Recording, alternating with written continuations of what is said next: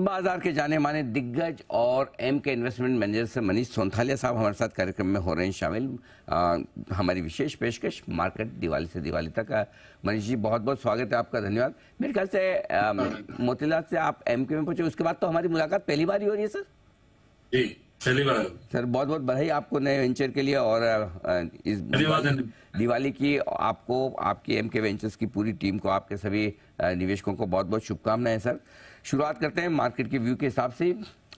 उम्मीद रखी जाए सर कि वैसे तो इस दिवाली में कोई कंप्लेंट्स है नहीं, सब कुछ बढ़िया चल रहा है, ऑल इज वेल। अगली दिवाली इससे बेहतर होगी मार्केट आउटलुक? हाँ, मतलब 75-80% तो चांसेस यही है कि अपने यहाँ से ऊपर के लेवल्स को ही देखेंगे। मतलब ये ऐसा हो सकता है कि साइडवेज मार्केट रहे नेक्स्ट 3 से 4 महीने, मार्च तक में भी। और मुझे ये लगता है कि जब सेंट्रल इलेक्शंस होंगे, उनके नतीजे आएंगे, तो एक बाजार सलामी देगा। जो मोदी साहब की गवर्नमेंट है, जो बेस ओपिनियन है आज की डेट में कि उनकी सरकार बनेगी, तो वहां से एक नया सिरे से एक रैली बननी चाहिए। तो मेक और ब्रेक जो उस भी पॉइंट ऑफ व्यू से तो हम ऊपर ही रहेंगे जी। तो मेक और ब्रेक जो भी इलेक्शन का रिजल्ट है अगले साल के लिए, राइट सर? हाँ जी, मतलब अभी तो क्या है कि ये जो ऑयल का जो प्राइसेस है, बेसिकली अभी तो थोड़ा नीचे है, मिडिल ईस्ट वगैरह की पता नहीं क्या होगा। और तब तक क्या है कि यूएस में इंटरेस्ट रेट्स भी बढ़ चुके होंगे जितना बढ़ना होगा, एंड एक इंटरेस्ट रेट पॉज और कट की संभावना शुरू हो जाएगी। उस पॉइंट ऑफ व्यू से मुझे ये लगता है कि ये जो पीरियड है 3-4 महीने, इसमें पोर्टफोलियो बनानी चाहिए for the next 6 month, next 1 year 2 years point of view. But long term तो डेफिनेटली काफी तेज दिखता है यहाँ से। Okay, wonderful. तो मार्केट का आउटलुक अच्छा है, अगले साल इलेक्शन है, जाहिर सी बात है मई के आसपास नतीजे भी आएंगे, उसके बाद और तेजी की उम्मीद मनीष जी लेकर चल रहे हैं। खाली कच्चा तेल एक जो है थोड़ी बहुत चिंता की बात, अगर हो तो हो। दूसरी बात सर जो मैं समझना चाहता हूँ कि क्या हम ग्लोबल मार्केट्स के मुकाबले में बेहतर प्रदर्शन करते रहेंगे, पहला सवाल ये है। दूसरा लोकल सवाल ये, क्या mid cap, small cap, large caps के मुकाबले में बेहतर प्रदर्शन करते रहेंगे? देखिए, अभी तक तो क्या है, फॉरेन फ्लोज नेगेटिव और पॉजिटिव होते रहे। अक्टूबर महीने में नेगेटिव है। डोमेस्टिक फ्लोज बकायदा $2 बिलियन की एसआईपी इनफ्लोज है।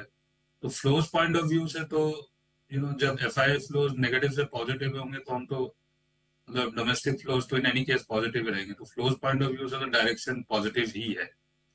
As far as mid caps and small caps की जो बात है, लार्ज कैप्स में ज्यादा वैल्यू है आज की डेट में as opposed to mid and small caps, क्योंकि बहुत ज्यादा वैल्यूएशन प्रीमियम है मिड एंड स्मॉल कैप्स में। तो यहाँ पर क्या, बास्केट इतनी बड़ी है, तो यहाँ पर स्टॉक पिकिंग पर सब कुछ होता है। I think broadly index, mid cap index broadly थोड़े एलिवेटेड लेवल्स पर है। तो और ये आपकी लार्ज कैप में नहीं है। लार्ज कैप ब्रॉडली 20-22 के पी पर है, जहाँ 15 से 20% का अर्निंग्स को विजिबिलिटी है। वहां पर मिड कैप हो सकता है 24-25 के पी पर हो, स्मॉल कैप 28 के पी पर हो, जो हिस्टोरिकल ट्रेंड्स के इस पर थोड़े से प्रीमियम वैल्यूएशन है। तो यहाँ कंसोलिडेशन, साइडवेज करेक्शन हो सकता है। और पर यहाँ पर स्टॉक पिकिंग पर ज्यादा एम्फेसिस है। ब्रॉडर मार्केट बहुत ही बड़ा स्पेस है। इंडिविजुअल स्टॉक्स की performance irrespective of the index will be depending on individual fundamental.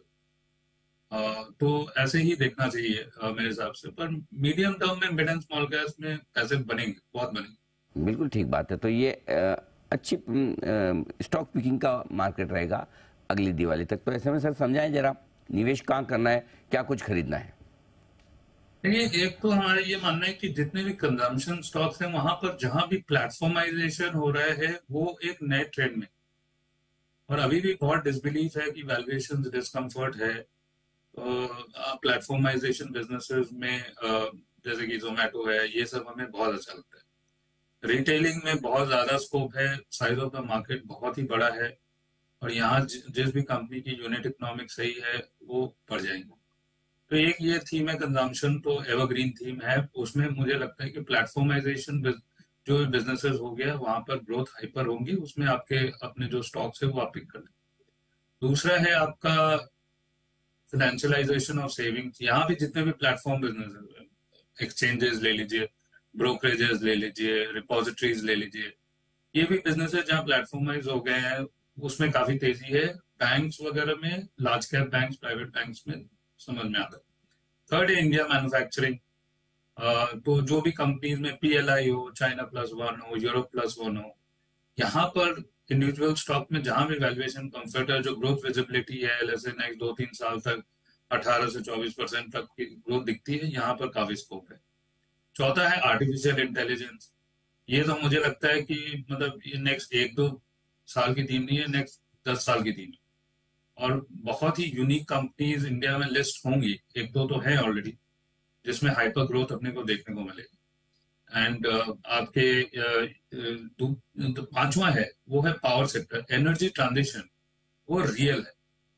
जितना डिसबिलीव अपने करेंगे वैसे पूरे वैल्यू चेन में, मतलब from production to distribution, transmission, consumption तक, EV चार्जिंग ले लीजिए, यहाँ भी जितनी भी यूनिक कंपनीज हैं, इनमें काफी पैसे बनेंगे। तो मुझे लगता है कि ये 5 टीम में इंडिविजुअली आप 20 से 25 स्टॉक्स के अगर पोर्टफोलियो बना लें, और स्टॉक पिकिंग में कोई rules of the game change नहीं हुआ है, रिस्क फैक्टर कम हो, लेवरेज कम हो, मैनेजमेंट सही हो, आपकी ग्रोथ हो, वैल्यूएशन कंफर्ट हो, मुझे लगता है ब्रॉडली आउट परफॉर्म करने चाहिए मार्केट्स को नेक्स्ट दिवाली तक और इसके बाद भी।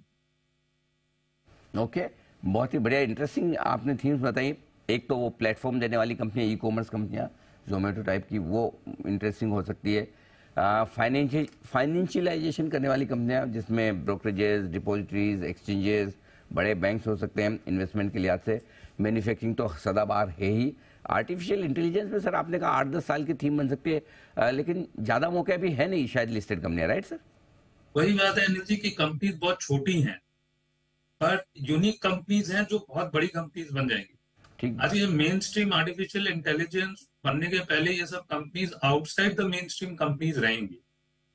कई लिस्टेड होंगी आने वाले दिनों में, कुछ लिस्टेड हैं ऑलरेडी। वैसे आर्टिफिशियल इंटेलिजेंस तो सब IT कंपनीज बात करती है। ये बिगेस्ट रेवोल्यूशन है आफ्टर क्लाउड, और इसमें इंडिया का एक पार्ट रहेगा। तो है, कुछ कंपनीज हैं जिनका नाम मैं अभी नहीं ले सकता, बट है, बट ये एक बहुत बड़ा थीम बनेगा आने वाले दिन।